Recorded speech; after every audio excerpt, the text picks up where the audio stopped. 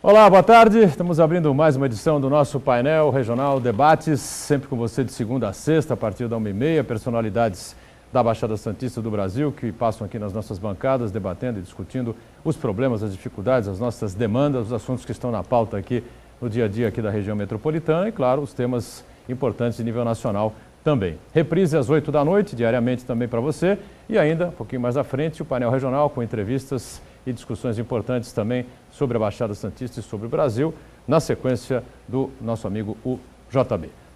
Nesta edição do Painel Regional Debates, recebe mais uma vez o vereador Antônio Carlos Banha, vereador do PMDB aqui de Santos. Boa tarde, Banha, prazer revê-lo. Tudo bem, Banha? Boa tarde, Boturão. Boa tarde aos nossos telespectadores do Painel Debates. E boa tarde ao Marco Santana, ao Dr. Manuel Rogério. E eu quero deixar uma boa tarde especial. E a gente sabe que o cartão de visita é a portaria da casa. E o Painel Debates, a TV Santa Cecília, está de parabéns ao estimular pessoas com idade avançada, experiente, pessoas gabaritadas como o seu Américo, que com 90 anos ainda trabalha na portaria da TV Santa Cecília. Parabéns ao Santa Cecília e parabéns ao seu Américo por estar há tantos anos trabalhando aí à frente da portaria da TV Santa Cecília. 90 anos de vida dando lição para muito garoto aí e trabalhando com essa idade avançada e com disposição e com alegria. Muito bem, já dizia minha bisavó, né? Idade não é documento, então, tá certo? Não tendo energia, tendo saúde, o negócio é trabalhar. Manuel Rogério, advogado, nosso comentarista de praxe aqui do Painel Debates, Painel Regional, mais uma vez com a gente aqui. Boa tarde, tudo bem, Rogério? Boa tarde, Boturão, boa tarde, vereador Banha, Marco Santana. Quem me der, boa tarde aos telespectadores, quem me dera que eu fosse alguma personalidade. Você iniciou o programa falando que cotidianamente recebe as personalidades para debater, mas realmente eu não me sinto uma personalidade, porque se eu fosse uma personalidade, eu iria marcar hoje, uma audiência com o governador do estado de São Paulo para perguntar para ele, uma coisa que eu quero perguntar para ele: a Sabesp é uma empresa séria ou ela é cabide de políticos em vácuo de poder? Porque água é coisa séria, nós estamos enfrentando um problema muito sério, há tempo, já era para esse governo do PSDB ficar atento a isso, e esse problema que o estado de São Paulo está sofrendo, o pessoal da capital e Osasco está sofrendo, logo estará vindo aqui para Santos. Por quê? Qualidade da água nossa já é ruim, qualquer um sabe que ela já tem um odor forte. Nossa água não é uma água que cheira bem, ela já tem odor de esgoto, quem está embaixo recebe o esgoto de quem está em cima, então há tempo a Sabesp já está devendo para o município de Santos e para a região, e há tempo, nós estamos pagando muito, é muito dinheiro que vai para a Sabesp. Aqui no município de Santos mesmo, o prefeito Papa, enquanto ele era prefeito, ele renovou o contrato com a Sabesp e depois saiu da prefeitura de Santos e foi assumir uma diretoria da Sabesp. E agora vai ser candidato a deputado. Ora, ele está aí para resolver o problema da água ou ele está aí para apenas cumprir esse vácuo de poder para depois seguir a sua carreira política? Fica essa pergunta. Muito bem, começo contundente aqui do Painel Debates nesta quinta-feira, que conta também com a participação sempre importante do companheiro jornalista Marco Santana, editor adjunto do Jornal da Orla. Tudo bem, Santana? Boa tarde. Tudo bem, boa tarde. Obrigado pelo convite mais uma vez. O doutor veio com apetite hoje para debater os assuntos importantes da nossa região. Boa tarde especial a quem está nos acompanhando pela TV Santa Cecília. Eu só queria me desculpar um pouco da contundência. Não, parece até que eu me destemperei um pouco, mas é um negócio que realmente causa muita revolta a gente. Assim? Água é coisa séria, pelo amor de Deus. Eu falo por mim e falo por todo cidadão. Hoje eu abri a torneira para lavar minhas mãos, eu já entrei em choque, já entrei em pânico. Lavando as mãos um pouquinho, eu já não sei se lavo bem as mãos para me prevenir de bactérias ou se eu preservo esse bem que é tão precioso, já que o Estado, o governo estadual não está cuidando quando deveria cuidar e a gente paga para isso.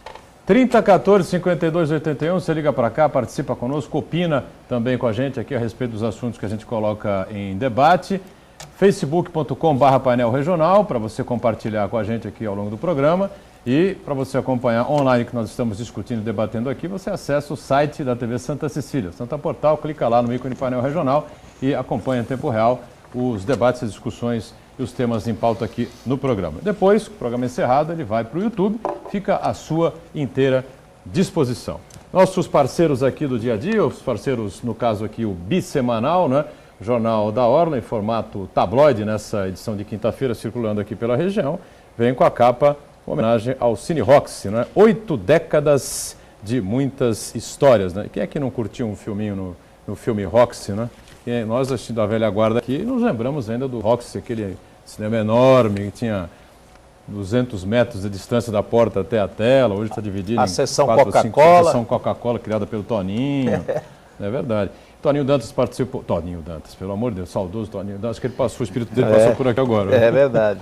Toninho Campos, né, participou com a gente semana passada para falar um pouquinho da história do Roxy, uma homenagem que nós fizemos ao programa, ao cinema, né?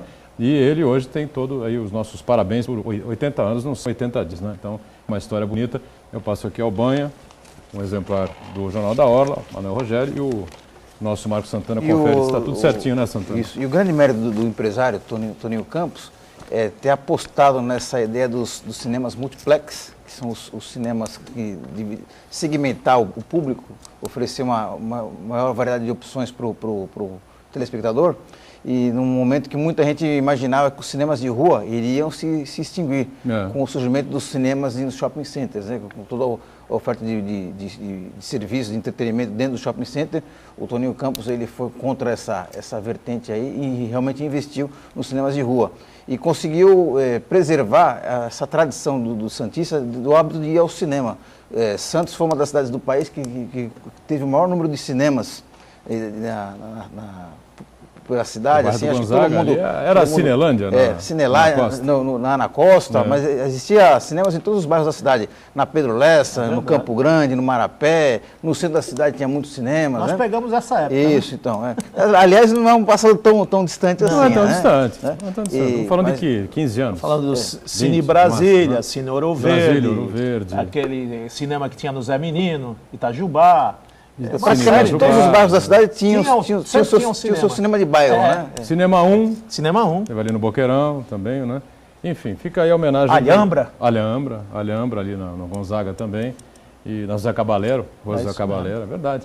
Fica a homenagem, mais uma homenagem do painel regional. E um abraço aí ao Toninho Campos pelos 80 anos do Cine Roxy, né? O único de cinema de rua que sobrou aqui na nossa cidade, né? E leva nossos cumprimentos até por acreditar nesse empreendimento que ainda hoje alegra muitas famílias, é um grande entretenimento, não só de alegria, de prazer, mas culturalmente o cinema faz parte da infância, da juventude, da nossa vida. Quanto é bom, né? Quão bom é assistir sessões nos nossos cinemas aqui da região.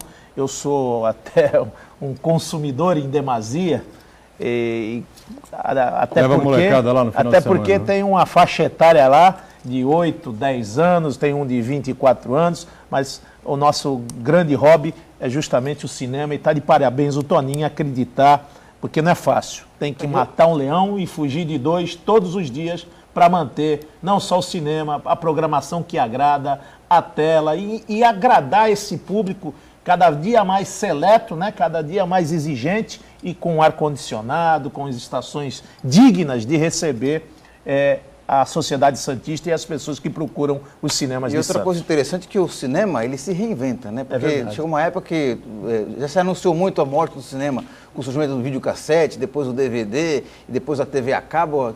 Muito se anunciou que o hábito de ir ao cinema, ele ia com o tempo ia morrer, mas ao contrário, eu acho que o segmento vem se reinventando com oferta de novos produtos, com o 3D, já em algumas salas já se tem o 4D, que é ao mesmo tempo que o espectador vê a imagem. Até os filmes nacionais melhoraram muito.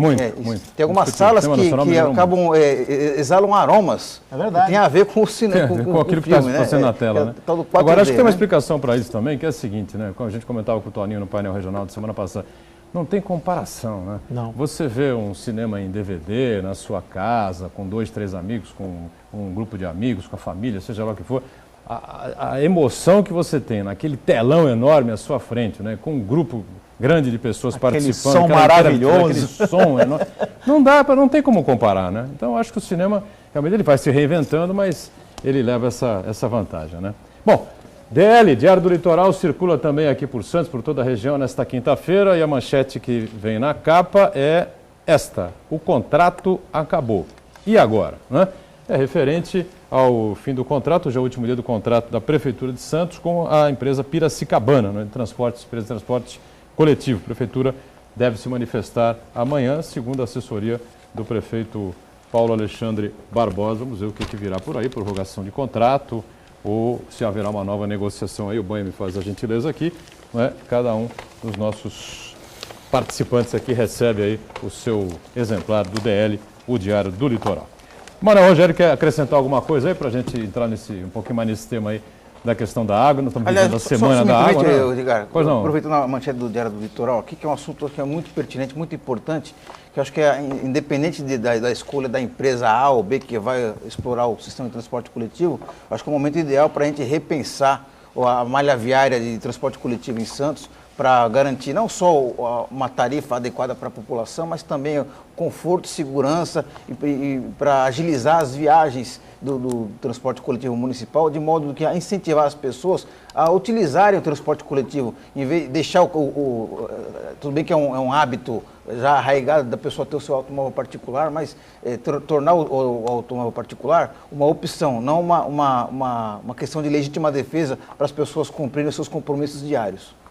Muito bem. Bom, o Banha viria como vereador, né? Evidentemente que vai se manifestar a respeito desse assunto, desse tema, que deve receber no gabinete, na Câmara, e acompanha o dia a dia os transtornos que as pessoas vivem aí pelas ruas da cidade e da região, e com a dificuldade que temos no nosso transporte, pobre transporte coletivo ainda, que não oferece às pessoas aquilo que deveria, né? Diga-se de passagem, desde o começo dessa gestão do prefeito Paulo Alexandre Barbosa, eu acho que foi um momento de maior cobrança, de maior fiscalização, de maior atenção, porque não é do dia para a noite que uma empresa do tamanho da Piracicabana, onde um ou outro vereador ou o Ministério Público, nós acionávamos a empresa no Ministério Público, ou falávamos de cartões, locais para vender os passes que não estavam adequados, ou os ônibus que faziam, que eram regidos pela MTU, que eram ônibus de péssima qualidade. Se os de Santos o pessoal já reclama, o da MTU não dá nem para entrar, não dá nem para sentar, pela sujeira, pelo abandono, pelos carros velhos, e foi uma briga diuturna, mas o prefeito só o ano passado deu mais de 282 multas ou infrações e advertências a Piracicabana. Ou faltava ônibus na linha, ou o ônibus não estava adequado, ou não estava climatizado, ou não tinha a rampa de acesso, ou não chegava no horário, mas também precisava aí de uma sintonia fina, e eu estou vendo hoje isso com mais profissionalismo, através do Antônio Carlos, através do Coronel Oscar na CT, um profissionalismo onde a função da CT está fazendo por valer da engenharia de tráfego. A gente já vê algumas faixas exclusivas na cidade, são poucas, precisamos de mais. Faixas exclusivas, como bem pontuou aqui o Marcos Santana, porque não adianta ter ônibus, mas ter ônibus que a hora que a firma quer colocar o ônibus. Ou tem ônibus no horário do rush. Não, nós temos que aliviar estas linhas exclusivas, porque é o único transporte de veículo de massa ainda, o ônibus. Nós temos um excesso de veículos na cidade, que é hoje o calcanhar de Aquiles da cidade, é o trânsito. Precisamos fazer a lição de casa, ficamos aí 8 anos com aprendizes de bruxo à frente da CT, pessoas que não tinham nenhum tipo de responsabilidade, não serviam nem para tomar conta do pátio. O pátio sumiu 5.000 carros no pátio, e é o cidadão que tomava conta do CT. E eu vejo aí o Estado aproveitando. Essas imagens aí agora são responsáveis pela Superintendência Estadual do Trânsito. Eu não tenho nada contra a pessoa, nem muito menos, mas eu vejo que, às vezes, como citou aqui anteriormente o nosso advogado, doutor Rogério, ele coloca que estão desvirtuando finalidades importantes. A Sabesp, com relação à água, virando cabide de emprego ou tapando o buraco político. Aí você vê a SAIT ou você vê a parte da superintendência hoje do Detran, né? O Detran, a circuncisão que toma conta da região, administrada outrora para quem tomou conta da CT, que ela praticamente não deixou nenhum feito maravilhoso na cidade, pelo contrário, deixou aí um problema muito grave com a Marta, um problema muito grave com a questão dos pátios, que foram veículos furtados, roubados, desaparecidos. E agora nós temos aqui duas opções. Vai abrir o edital? Vai, mas o edital não é da noite para o dia. Edital, precisa colocar o edital, publicar, precisa colocar as pessoas para participar do certame. Isso, no mínimo, demora 6, 7, 8, se não tiver nenhum problema, 8 meses. Logicamente que o prefeito, ele vai renovar. Está na cara. Porque ele não vai ficar sem sistema de transporte. Acabou hoje, acabou amanhã. Renovar ou prorrogar? Não. Prorrogar. E, logicamente, já deixa, olha, eu vou prorrogar por mais tanto tempo.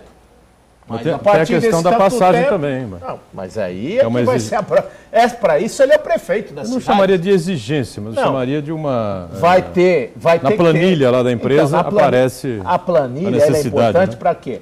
Para desmistificar na prova dos 9 o quê? Custo-benefício. Quanto gasta de diesel, quanto gasta de mão de obra, o desgaste do veículo, se tem Bluetooth, se tem ar-condicionado, se tem rampa, se vai ter passagem, se vão cumprir o Estatuto do Idoso. Vai cumprir o Estatuto do Idoso? Já é um número maior de passagens gratuitas. Aí vai falar assim, não, mas para mim dar esse número de idoso, eu quero uma contrapartida, ou seja, vão subsidiar a passagem. Só lembrando, nunca 60 anos ou 65? Oi? 65 anos. 65, né? Mas, o Estatuto do Idoso é 60 anos. 60, 60? 60. Aqui nós cobramos, aqui só com 65 anos. Mas se o Estatuto do Idoso prevalecer, que deveria prevalecer o Estatuto do Idoso, em toda outra cidade. Só que alguém tem que pagar essa conta. Os cofres públicos vai subsidiar essa tarifa? O empresário tem certeza que não. Aí o que ele acontece? Ele acaba jogando em cima da tarifa para o consumidor que paga aumentar essa tarifa. Então, está aí um novelo para ser desatado, todos esses nós. Mas o ingrediente nessa conta aí, o Banha, se me permite, quem possui veículo paga o IPVA. Paga. E o IPVA, uma parte desse IPVA vai para os municípios. Teoricamente, não só para Santos, para todos os municípios, teoricamente, esse tributo deveria ser aplicado o quê? Na melhora do trânsito, do tráfego, assim por diante. E para onde vai parar esse dinheiro? Como as multas de trânsito, como a arrecadação, o repasse de IPVA, será que está chegando todo esse IPVA aqui? Será que o Estado está sendo eficiente para mandar toda essa recolha? Porque essa recolha é um tributo estadual. Aí, para chegar aqui, é como o ICMS. Como é que chega aqui? Já para chegar a verba do DAD. Já é a duras penas e o pessoal faz palanque político. Agora, o que o prefeito tem que fazer, ele que é o gestor, ele que é o comandante da cidade, vai vencer o contrato. Qual é o custo-benefício? Quanto se custa? Porque na folha de pagamento, hoje alguns tributos, eles já foram contemplados nesses tributos. Diminuiu o IPI da folha dos transportes, não é isso mesmo, doutor? O IPI na folha de pagamento hoje é líquido e certo. Agora, tem outras tarifas e a gente também tem uma baixa quilometragem. Nós estamos numa cidade plana, nós temos aqui percursos pequenos, nós estamos dentro da ilha aqui com 44 quilômetros quadrados. Não é uma viagem que você faz em São Paulo em 2, 3 horas. E daqui a pouco nós vamos ter um outro problema. Bilhete único. Como é que vai? O que vai para Piracicabana? O que vai para o VLT? Quem é que vai administrar tudo isso? Então, o prefeito tem agora a fazer a lição de casa.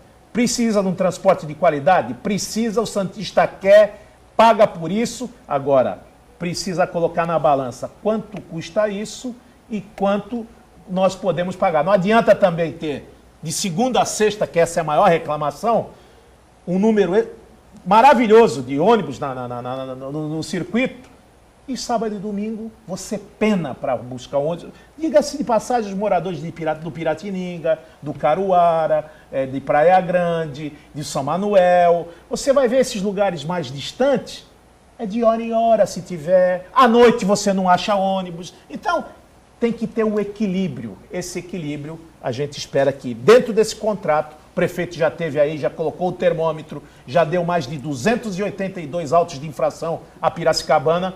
Ele sabe o que a população quer. Pesquisa é o que não falta, né, meu amigo Marco Santana? Todo jornal da região já fez pesquisa. A cidade já contemplou, sabe que o consumidor quer, o que ele não quer. Agora, o que a gente não pode pagar é tarifas escorchantes e com serviço de quinta categoria. Muito bem, Manuel Rogério quer opinar a respeito desse tema também. Eu pedi ao Rogério dar um tempinho no break, aí a gente volta e você fala a respeito dessa questão do transporte público, questão do contrato que está terminando aqui da Piracicabana, e a gente dá sempre aqui, antes do break, um alerta aqui no painel regional que é importante, não é? Porque desde o último dia 10, a Secretaria de Saúde aqui de Santos está vacinando 7.300 meninas entre 11 e 13 anos contra o HPV. Você sabe que o HPV é o papiloma vírus humano, que é um dos principais responsáveis pelo câncer do colo do útero. Conforme calendário definido pelo Ministério da Saúde, essa vacinação vai ocorrer em todas as unidades básicas até o próximo dia 10 de abril. O horário de vacinação das 9 da manhã às 4 da tarde. A segunda dosagem daqui a 60 dias, os 60 dias após o dia 10 de abril, e 60 meses depois uma terceira dose para que todas fiquem livres desse problema. O HPV, a gente ressalta, é um vírus transmitido pelo contato direto com a pele e com as mucosas infectadas pelo meio da relação sexual. Um break e a gente volta já já. Estamos voltando ao segundo bloco aqui do painel Regional Debates com o vereador Banha do PMDB, vereador aqui da cidade de Santos, nosso Manuel Rogério, e também a presença do companheiro Marco Santana, editor adjunto do Jornal da Orla. O telefone segue aberto para você entrar em contato, participar com a gente, como o Facebook também, não é? O assunto no final do bloco anterior, o contrato da Piracicabana com a Prefeitura de Santos. O Marco Santana já colocou aí a sua versão e a sua opinião. O Banha explicou aí, aprofundou o tema, e o nosso Manuel Rogério também gostaria de acrescentar algo com relação a esse tema. É isso, Rogério? Pois não? Meu ponto de vista é jurídico.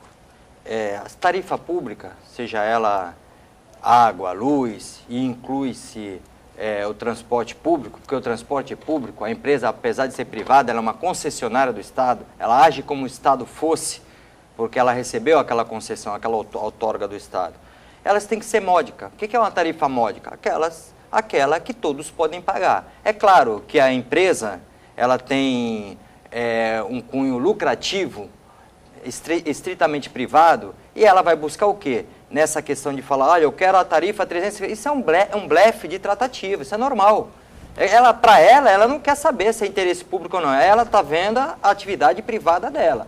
Aí cabe aquele poder concedente e entrar nesse fronte e nessa tratativa falar, não, aqui o preço vai ter que ser módico. Se você não quer, então vamos colocar outra. Agora, não existe milagre. Se você quer priorizar o transporte público, primeira coisa, todo mundo busca o quê? Aquilo que a gente pode pagar. Então, se o transporte é de massa, a massa é o quê? Maioria são poucas pessoas que têm elevadas posses. A maioria daqui de Santos são trabalhadores. Trabalhadores podem pagar uma quantia módica. Então, se você quer um transporte público em que as pessoas aderem ao transporte público, a pessoa deixa o carro em casa, então, o princípio primordial é esse, ter um bom preço. Segundo, um bom serviço que está dentro também das exigências que é do serviço público, que é a eficiência. Se você tem um serviço de qualidade, o serviço é eficiente. Então, se o serviço é eficiente, você vai buscar esse serviço, você não vai querer sair de carro. Eu acho que essa paixão do brasileiro por carros, isso vem diminuindo. Hoje a pessoa quer mais uma tranquilidade, ela não quer ficar parada no trânsito, ela quer seguir seu caminho até o seu trabalho, até porque a maioria tem o seu horário de trabalho, então você tem os horários de pico. Pelo menos nesses horários de pico, o ônibus tem que ter um privilégio no trânsito e tem que ter também pontos de pontos de ônibus para estar recepcionando os usuários e uma quantidade suficiente para que o usuário possa usar o transporte público com conforto. Isso que é primordial. Ele está indo para um trabalho, então ele tem que ir de forma confortável. Ele está vindo do trabalho para a sua casa, ele tem que vir de forma confortável.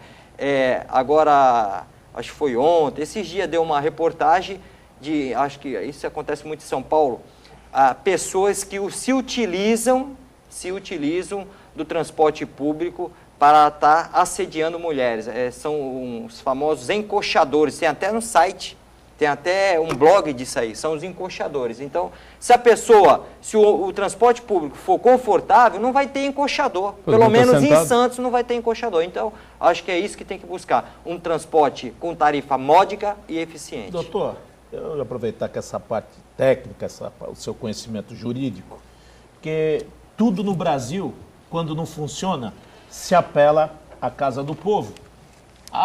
Vereador, deputado, senador, tem que fazer uma lei. Tem que fazer uma lei para regular a atividade do transporte, que a tarifa tem que ter tanto. E o pior de tudo, que aparecem uns falastrões, uns canastrões, uns canalhas, hipócritas, e diz que vai fazer, que vai acontecer. Querido, isso é matéria exclusivamente do Poder Executivo, que é o poder concedente.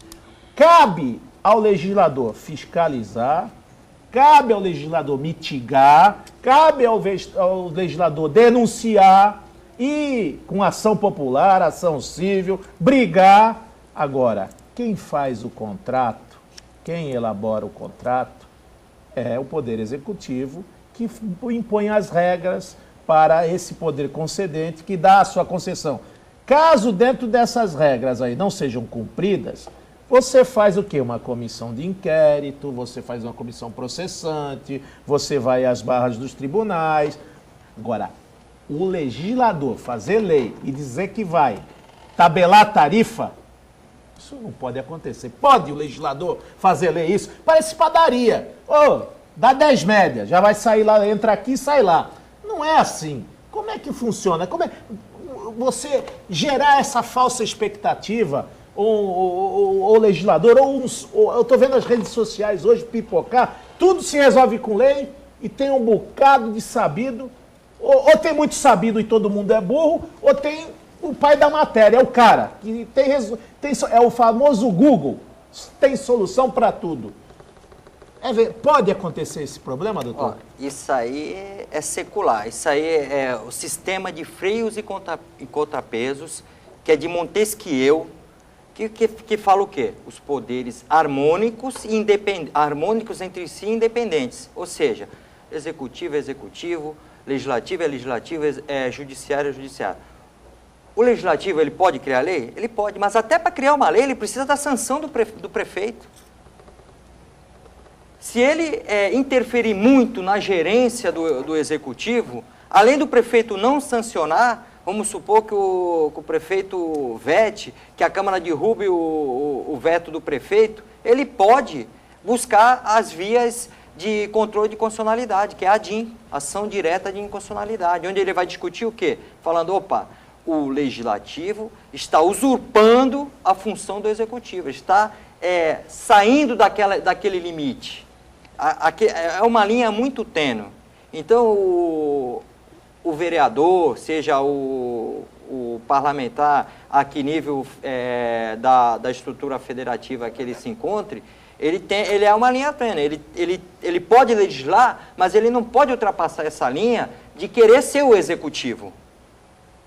Uma coisa que tem muita crítica, que às vezes é o inverso, o executivo querer ser o legislativo, por exemplo, através de medidas provisórias. Então, não estou falando aqui nem executivo nem legislativo. Um não pode afrontar o outro, como o judiciário também não pode. Ele não pode julgar além do que está na lei. Eu vou lhe dar um exemplo, e o Marcos Santana já cobria a Câmara de Santos lá nos idos de 97. Eu acho que foi o maior espelho e o maior flagrante da intervenção do Poder Judiciário com relação ao aumento de tarifa.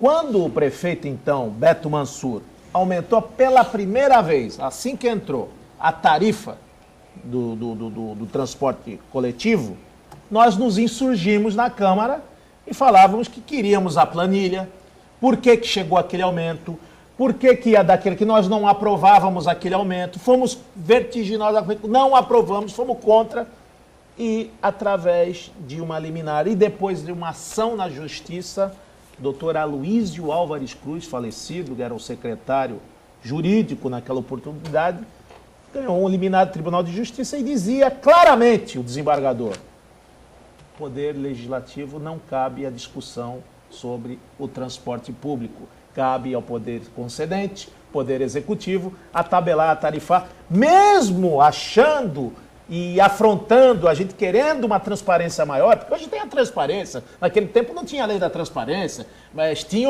como falava o Justo, tocava o bumbo na porta para ver se trazia a planilha, não dava planilha, naquele tempo funcionava. É isso que eu ia perguntar, a Câmara não tem acesso nem à planilha de custos da empresa? Tem a planilha de custo, até chegar a planilha de custo, o prefeito já deu aumento, aí não deu aumento, mas, você vereador, vai questionar a Justiça. Hoje existe um mecanismo importante, que é a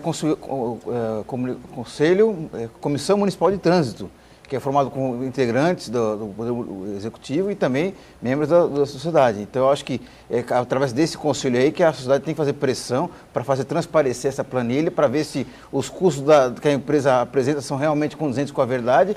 Ela até chega, mas é um efeito não pré, é depois que acontece. Depois que tarifou, olha, já deu a tarifa, através do contrato tal tarifou, ficou R$ 3,00, R$ 3,50. Opa, muito caro, eu não concordei com os R$ 3,50. Ah, você não concordou? Me dá a tarifa.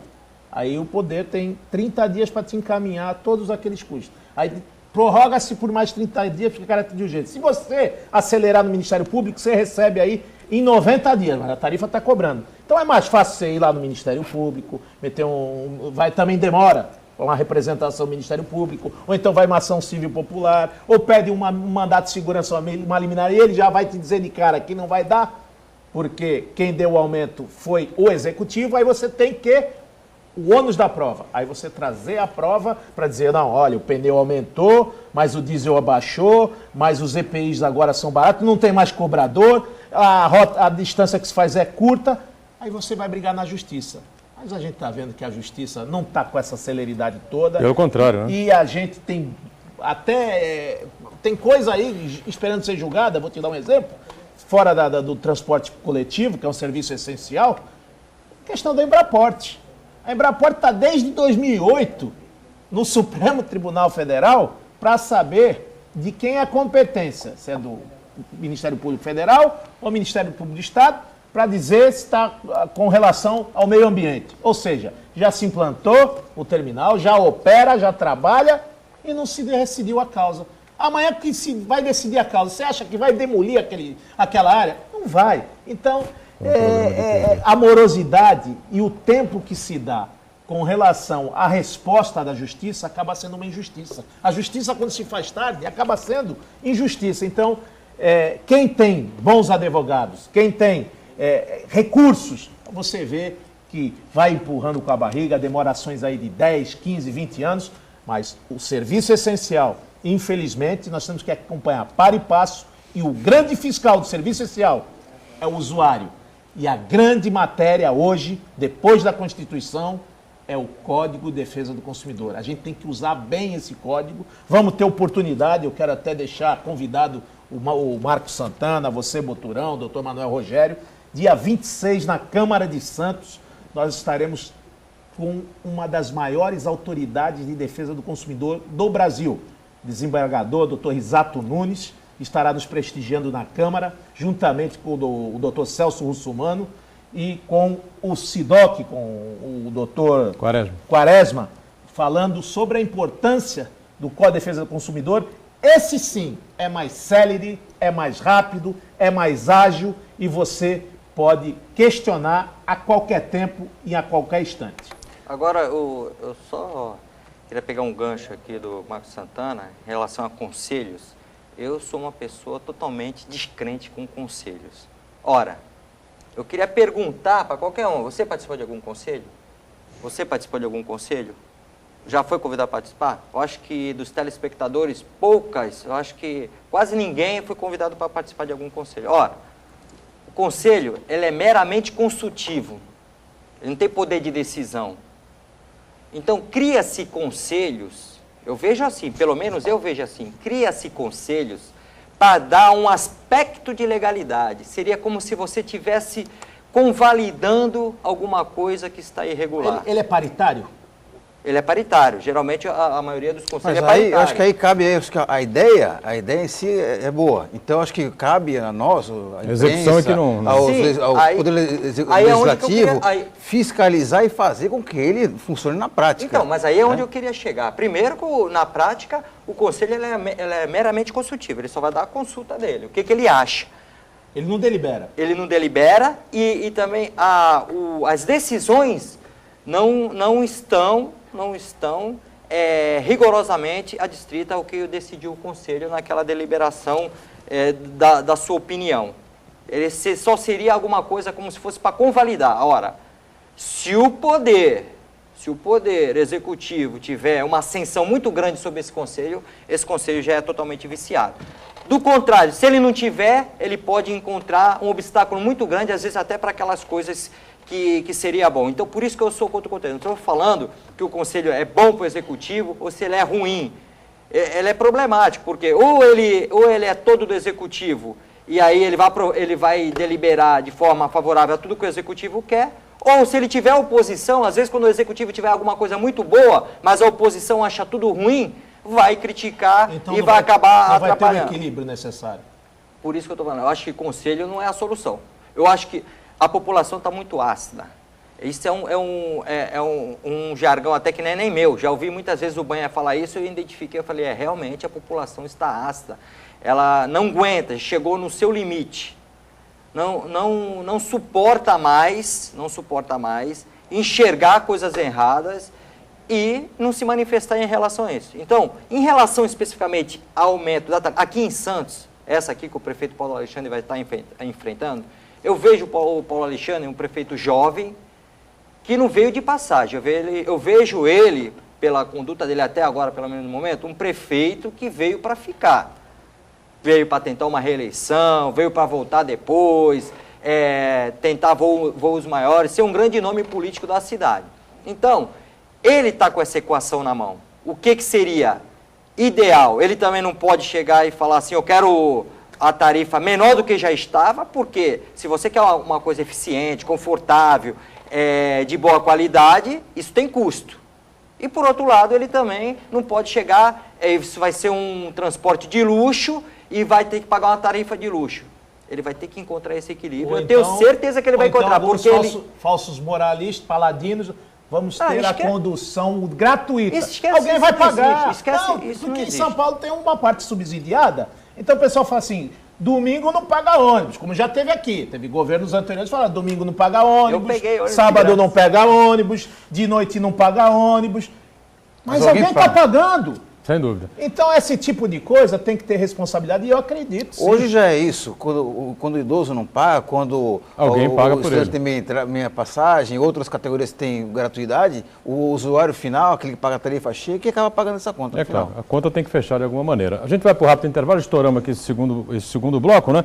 Mas não vamos esquecer de comentar uma notícia que pegou a todos nós de surpresa, porque os serviços de saúde aqui na cidade, eles estão minguando, né? A cada dia que passa, isso é muito preocupante. Né? A Casa de Saúde aqui de Santos, aqui na Conselheiro, né? Pertinho de nós aqui da TV Santa Cecília, vai fechar agora, no começo de maio, o serviço de pronto-socorro obstétrico. Ou seja, ninguém mais vai fazer parto emergencial na Casa de Saúde. Você vai ter que correr, procurar um outro hospital, não sei, a Santa Casa, seja lá qual for. E se a gente for lembrar que em dezembro a Beneficência fechou a maternidade, a gente começa realmente a ficar cada vez mais preocupado com o nosso sistema de saúde aqui na cidade de Santos. Vamos para o break, voltamos já para falar também sobre esse tema, né? Muito bem, de volta, este é o terceiro e último bloco desta edição do Painel Debates, aqui com o Banha, vereador do PMDB, com o nosso Manuel Rogério e com o Marco Santana, companheiro editor adjunto do jornal da Orla. Vamos falar rapidamente, né, Banha, sobre essa surpresa da saúde? Da saúde, eu quero só fazer um breve intervalo e dar a César o que é de César, principalmente no que tange a Sabesp. A família sabespiana, o funcionário de carreira da Sabesp, ele é exemplar, ele é competente, Infelizmente, ao longo desses 20 anos, a política mudou. Hoje tem muito mais empreiteira prestando serviço para a Sabesp que o próprio sabespiano. Hoje o quadro da Sabesp é quase que irrisório com os seus funcionários. O que multiplicou e o que proliferou de empreiteiras péssimas, de péssima qualidade, que não tem expertise, que não tem o know-how, que não tem a qualidade, que não tem eficiência, que não faz o serviço como fazia a Sabesp e outrora a SBS. Não tem mais. Até a qualidade do asfalto que se tapa os buracos na cidade de Santos é de quinta categoria. É de péssima qualidade. Quando tapam o asfalto, quando consertam a calçada, isso aí sem falar outras coisas. Agora, eu tenho que elogiar ao superintendente da Sabesp, o João César, uma pessoa que 24 horas, todas as vezes que acionado, deu retorno, tivemos um problema grave.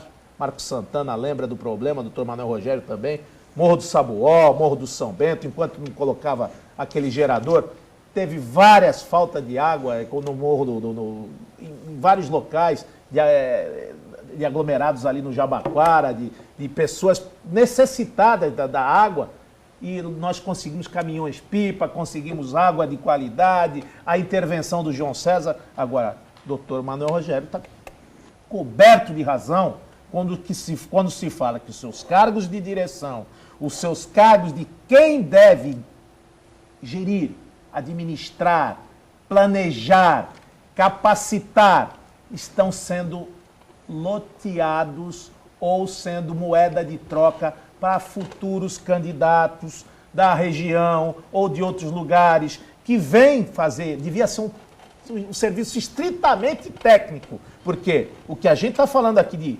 buscar água no Rio de Janeiro, no estado de São Paulo, a falta, o desperdício de água que se dá na Baixada Santista, água limpa. Cadê o planejamento? Parece que deu um apagão de água na nossa região, está faltando água em tudo que é lugar da região. E o primeiro discurso da dona Dilma Pena, ao começar a Operação Verão, aquilo foi macaco em loja de louça. Ela falou assim, nos próximos 30 anos não vai faltar água na Baixada. Não foi isso, doutor? Então, a gente quer esperar o quê? O governo teve 20 anos para fazer esse diagnóstico. O governo teve 20 anos para se preparar. E agora é que vai estudar com uma forma de vai buscar água do Rio de Janeiro? Isso é falência. Isso aí é falta de compromisso. Mas a gente tem que elogiar, sim, o sabespiano, esse que trabalha diuturnamente, que entrou para o concurso, que trabalha, que ainda mantém de pé essa empresa, porque as empreiteiras que trabalham para a Sabesp são de péssima qualidade. Muito bem, então aproveitando o gancho aqui da área da saúde, acho que estamos todos preocupados, porque afinal de contas diz aqui o superintendente da Casa de Saúde de Santos, a gente não tem por que duvidar dele, que 90% dos partos hoje são agendados. Mas não deixa de ser a perda de mais um serviço, né, a favor da população, a favor das gestantes, essa coisa de você eliminar e cortar o pronto-socorro obstétrico. Então, só repetindo o que eu falei antes do intervalo, você vai ter que agendar sempre o seu parto. Quem tiver um parto emergencial, você não vai poder fazer na Casa de Saúde, por exemplo, nem na beneficência que fechou a maternidade. Ou seja, é preocupante, né? Hospital virou sinônimo de banco. Hospital e banco, hospital particular e banco é a mesma coisa. Se não entrar com dinheiro lá, não vai ser atendido. Isso é como nós estamos aqui. Se nós chegamos nesse programa aqui, Boturão, e denunciamos que os hospitais e planos de saúde particulares, esse que não trabalha com o SUS, que não trabalha com os excluídos, esses particulares estão devendo 260 milhões para os cofres públicos. Dá 7 vezes o valor do Hospital dos Estivadores. Dá para fazer 7 hospitais dos Estivadores. 7 hospitais. Você acha que o cidadão que não paga nem os seus tributos, os emolumentos, não paga o lixo séptico recolhido, não paga nem a taxa de alvará de funcionamento, você acha que esse homem está preocupado se vai nascer, se vai morrer, se vai viver? Hospital virou sinônimo de lucro. Fechou a maternidade? Por Porque ele não vai deixar o obstetra de plantão, não vai deixar a equipe de plantão, vai lá ser agendado para ter a criança, para nascer a criança, porque ele agendou, porque vai pagar. 90% é particular. Plano de saúde? Plano de saúde paga mal, para com esse serviço. Agora, antigamente, doutor Manuel Rogério, Marcos Santana, o hospital, ele pegava tudo, era clínica geral. É como a gente tivesse aqui um belíssimo de uma fazenda, um açougue. Boi é caro, boi Nelore, maravilhoso. O cidadão só quer a maminha, quer o cupim, quer o contrafilé, quer o filé mignon e o rabo, e o chifre, e o casco do boi, e as varejeiras. E ninguém quer, só quer o melhor, só quer o filé. Então ninguém quer tratar da maternidade, ninguém quer tratar de pequena complexidade. Ele quer o que rende mais, o que fatura mais, ele não quer plano de saúde. E muitos que vendem plano de saúde, vendem o que não tem. Porque das vezes você compra um plano de saúde do próprio hospital, ele já começa. Tem carência, não pode isso. Então você compra um plano de saúde e tem que contratar um advogado, não é, Marcos Santana? Outro aspecto que me chama a atenção, quando o diretor fala que 90% dos casos são agendados, significa o quê? Grande parte desses casos aí são cesarianas. E vários especialistas em saúde... quase todos, né? Praticamente quase todos. Então, o país do mundo que mais faz cesariana. Muitos especialistas percentualmente. Já várias pesquisas demonstraram isso, que o parto natural é tanto bom para a mãe quanto para a criança também, né? Sei de fazer entrevistas com médicos que alegam isso, falam isso, comprovam isso. Hospitalares, a própria criança tem uma saúde, tem um desenvolvimento muito melhor quando é parto natural. E você tem a questão do aleitamento materno, você tem a questão da saúde da criança e a mãe da criança. Nós temos muitas pessoas, tem até uma legislação nossa aí que fala de depressão pós-parto. Nós temos que ter cuidado isso acontece mesmo. Viu? Nós temos que ter cuidado, acompanhar, avaliar. A gente vê casos aí de toxoplasmose, porque foi feito um pré-natal e praticamente a Deus dará. Então tem que ter um acompanhamento, sim, da mãe, do filho, o que pode ter, se a mãe sofre de eclâmpsia, né, problema de pressão, se tem... Esses detalhes, a saúde está deixando a desejar. Então, a qualidade e eficiência ficam para depois. Primeiro é o dinheiro. E olha, mudou de nome também, viu, doutor Manuel Rogério? Aquela lei do cheque calção, olha, você não vai pôr cheque calção aqui, é proibido. Cheque calção. Não, o senhor faz um depósito. Então mudou, temos que fazer outra lei. Cheque calção, depósito. Que depósito é esse? Primeiro você tem um serviço, depois paga. Não é isso que tem que acontecer? Mas não, estão mudando, deixo um aviso aos consumidores, não faça depósito em lugar nenhum, não dê cheque calção para ninguém. E se tiver que chamar, chame a polícia, vá buscar o seu direito. Hospital virou banco. Nós temos que tratar ele com a frieza que ele nos trata, porque está faltando humanização, calor humano, respeito e principalmente responsabilidade. Manuel Rogério, para completar esse tema aí? Não, para completar especificamente, para o consumidor ficar com esse alerta, depósito, a denominação, apesar de ser diferente, mas é uma espécie de cheque calção, isso é proibido. Agora, o que é importante, essa questão que o Banha falou, da mãe, até o Código Penal prevê essa depressão pós-parto, e ele,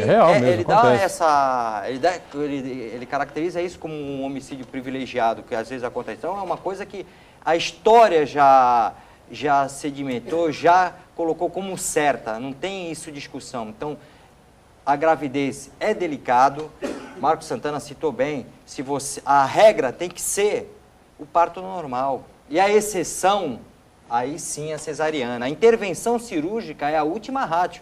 Você só vai quando não tem mais jeito. Só que, pelo que eu entendi, se você vai trabalhar com consultas agendadas, não tem como você fazer um parto normal agendado. Isso aí seria como o hospital querer chegar ao cúmulo de conseguir adivinhar quando que ele pode até citar um período que pode acontecer aquele parto normal. Não sou especialista em medicina, mas se vai ter um parto normal, pode ter um período. Nesse período você pode vir a ter o parto normal. Agora, um dia certo, pais, né? Isso não existe. Agora, realmente, isso é uma vergonha, Eu acho que saúde é um direito essencial a todos. Eu fico, às vezes, reiteradamente falando isso. Nós pagamos impostos, nós cumprimos as nossas obrigações. Quem se dá esse direito de se colocar à disposição da população e se candidata a qualquer cargo eletivo, e principalmente ao executivo, que vai gerir tudo isso, tem que saber que nós merecemos o melhor de serviço público. Tem que pegar o dinheiro público e pensar assim, primeiro os serviços essenciais. Se sobrar, eu vou fazer alguma coisa. Ainda que falem que eu não fiz nada. Importante é o governante estar de bem com a sua própria consciência e falar, o que eu tinha que investir aqui, eu investi, mas eu investi em serviço público. Se eu não pude fazer nenhuma obra de nenhum vulto, o importante é que a minha consciência está tranquila. Jorge Gama, a gente vai acelerar um pouquinho aqui nessa reta final do programa. Lá do Embaré, convidados. Na capital de São Paulo já existem ônibus modernos, espaçosos e com ar. Vamos ter que aguentar esse da Piracicabana ainda? Bom, é que já foi discutido aqui, né? Vai modernizar a frota e pode esperar que a outra parte, que seria do VLT, que é a área de Praia Grande até Piruíbe, nós teremos esses ônibus que o nosso telespectador está dizendo, aqueles ônibus grandes com... São VLP, na verdade. VLP. Pneus. Pneus. Sobre pneus, e nós vamos ter até pistas exclusivas para que se desloque de Praia Grande até Piruíbe.